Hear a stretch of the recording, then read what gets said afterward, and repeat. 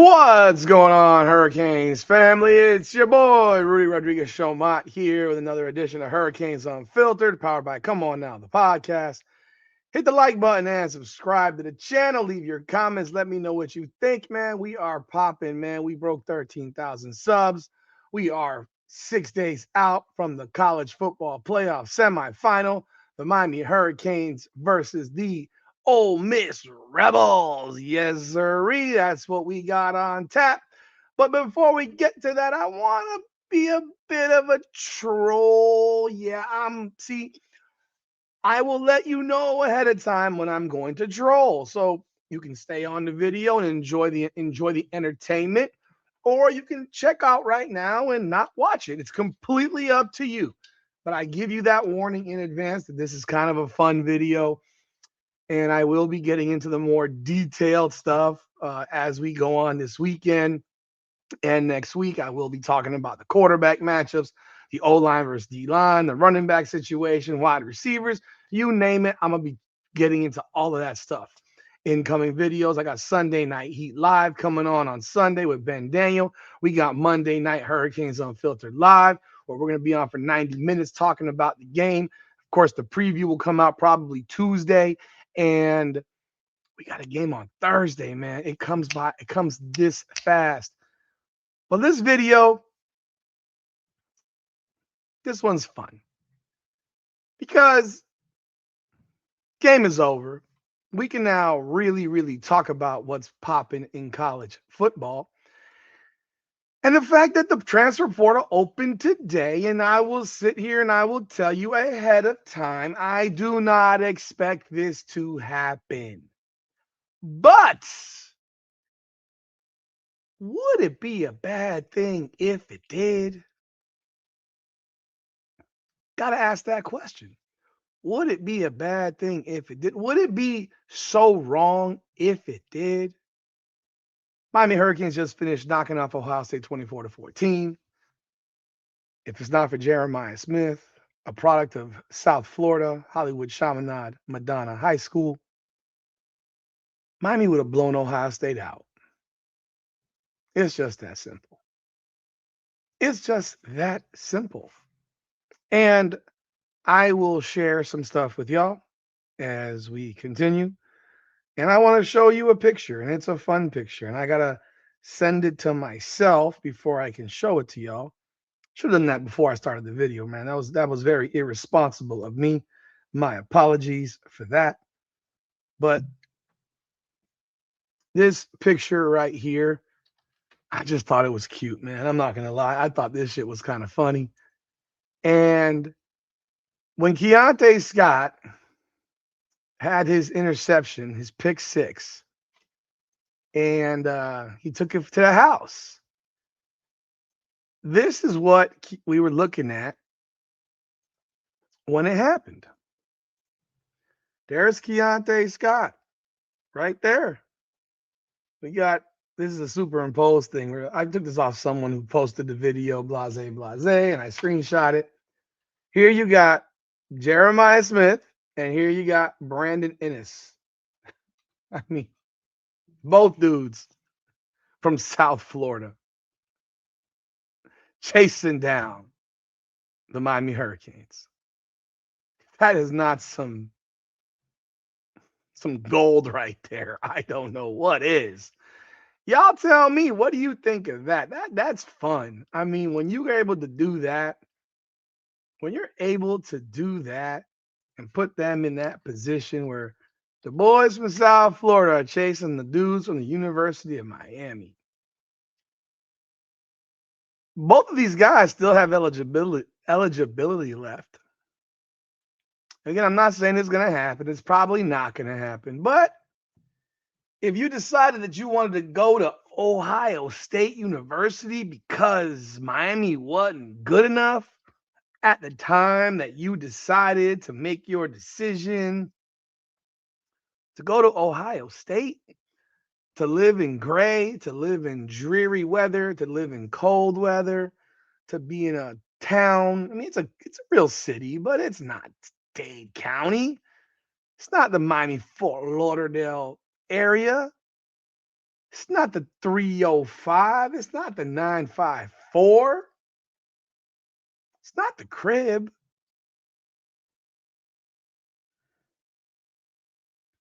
And now that you're being paid boatloads of money wherever you go,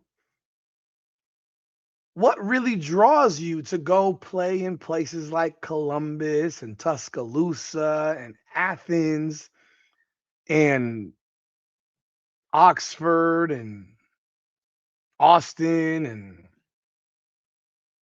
let me think of South Bend, in case you're wondering, Alabama, Georgia, Ole Miss, Columbus, Ohio State, Austin, Texas, South Bend, Notre Dame.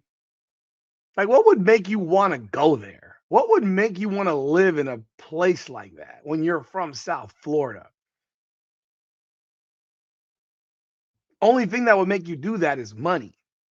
But now the money is all even for the most part. And Miami's got the money to pay you to get you to come to the University of Miami. And Miami's going to have holes on their roster next year. Well, everybody's going to have holes on the roster.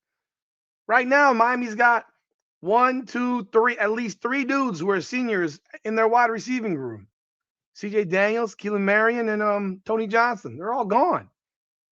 After the next 2 games, they're all gone. So Miami's got to fill those spots. And yeah, we got freshmen coming in. Sure. But wouldn't it be nice to get Jeremiah Smith and maybe even Brandon Ennis to pack their shit and move back to South Florida and finish their collegiate playing careers in Coral Gables at the University of Miami? I mean, that's just a possibility. I mean, wouldn't you be open to that? I know I would be. I would love to have those guys back here. I would love to have the born and bred boys from South Florida playing in Coral Gables for the University of Miami. I would love to have those guys run through the smoke. Would love it. Nothing would make me happier. Just being real, nothing would make me happier. Jeremiah Smith single-handedly carried Ohio State against Miami. He single-handedly carried them. If it wasn't for him, that game would have been an absolute wipeout. It would have been a wipeout. Carnell Tate, he ain't a 1A. He's not. There was a play in that game where he alligator armed the shit out of the ball, where Jacoby Thomas was about to put his helmet right into his chest. He ain't that dude. Jeremiah Smith is. Jeremiah Smith told us the week of the game, if it had been for the fact that Miami wasn't really all that good at the time, that guess what? I probably would have gone to Miami. I mean, he would have gone to Miami. It's like, not probably. He would have gone to Miami. So the only thing that got him to Columbus was the fact that they were winning. He could have been a part of the building. He could have been part of the foundation of the return. Well, if he wants to be the cap to the skyscraper, I'm willing to take that too. You know? So if he didn't want to be the foundation, I am more than happy to have him be the top of the damn building that punctuates the reality, that ensures that the Miami Hurricanes continue to thrive. Miami's 2 games from a national championship, from winning a national championship. 2 games. 1 game from playing in their home building for the national championship. Saying that right now just gives me kind of goosebumps, to be honest. It gives me the goosebumps. And like I said, this is all sheer speculation and sheer hope, and just to make a fun video and talk about the possibilities, because there was a post by Gabby Iridia from my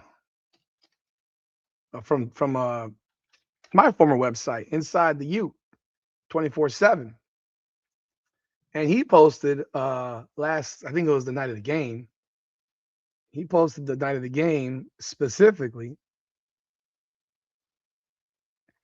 He said, I want to find it here. God, he's on here a lot. God dang. he does the recruiting, so there's a lot of recruiting information here, right here, and I may have to read some more of this stuff so I can know what the hell we're talking about. But it was to the effect of, yo, the Miami Hurricanes, the players that left, where the hell is it? I gotta find it now. Jeez. Um, where is it? Basically, that Miami's the guys that believed in the vision. Yeah, here it is. Here it is. Here it is. Ohio State's roster is littered with kids from South Florida who didn't believe the vision of Mario Cristobal and Miami. They just got beat by the group who did. If that is not the mic drop of the year, I don't know what is. I don't know what is. That is the mic drop of the year. Absolutely the mic drop of the year. You just got beat. They just got beat by the guys that believed in the vision. And the Miami vision that Mario Cristobal had, while we would have hoped that it would have happened more quickly, I think what ends up happening is you come in really, really excited. And we've all got this mindset now where it can be done overnight. I mean, heck, we did see Kurt Signetti take Indiana to the playoffs last year, his first year at Indiana. He is in his second year now, and he has the number one team in the country. A team that we might see in a national championship game, which I think would be really, really cool. Although I'd rather play Oregon for purposes of Mario Cristobal. But I couldn't care less. Whoever we play is who we play, as long as we get there. Now, you know, it can be done. So I understand the frustration of Hurricane fans. I'm one of them. I went from being a major Mario supporter to one that wanted to see Mario thrown out the building. And now I've returned to being one that's, yo, at the end of the day, he has us in the semifinals. And despite the fact that we lost a couple of games that we shouldn't have lost, we are here. And we are playing at a time in which what he wants a football team to look like is what wins championships. Like, we can pussyfoot around all of it. No one has moved the ball against the Miami Hurricanes this year for any sustained situation. Have they gotten us in a couple of spurts here and there? Sure. Louisville got a couple of quick touchdowns early on, but the rest of the game got held to 10 points. Still had a chance to win. SMU had 17 points going into the final minute of the game. Ohio State, outside of two possessions, largely didn't do anything. Largely didn't do anything. I mean, they had a third that they drove down, but I think that was more so because of the situation more than them doing something. But they had two drives. Outside of that, they were shut down. So there's no sustained ability, like this thought process where people, like, I saw a couple of commentators or news guys from, I guess, the Columbus area. One guy who picked Ohio State 38-13. Another one picking Ohio State 35-17. Sitting here like, you really think that Ohio State's going to score 38 points on this defense? I'm not going to disrespect you, Ohio State, and say that Miami's going to put up 38 points. The only way that would happen is if Miami had a bunch of pick sixes. Because, I mean, I know my team. I know what we got. I know what we do. We run a very methodical game, and it's it's designed for now. The design is for now. The playoffs, where you put helmet on helmet and you find out who the better man is. Where mass kicks ass. And Miami's got great mass across its front line and has a defensive line and a defense filled with dogs. The addition of Corey Heatherman as the defensive coordinator might be the biggest pickup Miami had all spring last year. It's Corey Heatherman. He was the biggest pickup. This was I mean, you look at the defense, man. A lot of these players were on the team last year. They were playing last year. There was a culture shift with Corey Heatherman. He changed the mindset in that room. Yes, you got some other guys now, but he changed the mindset of the room. And with the mindset in the room changed, the mindset in the program changed, the culture of the program now completely changing. Why wouldn't Jeremiah Smith and Brandon Ennis, but more so, John, this is more about Jeremiah Smith because he flat is the one that said, I would have come to Miami if it weren't for the fact that they weren't competing at a high level. Why wouldn't he want to play his final college season in Coral Gables? Why not? I mean, think about what he would, if you thought that him and Carnell Tate were a deadly duo, think about what he and Malachi Toney would look like. Are you kidding? It would be an ESPN freaking highlight film.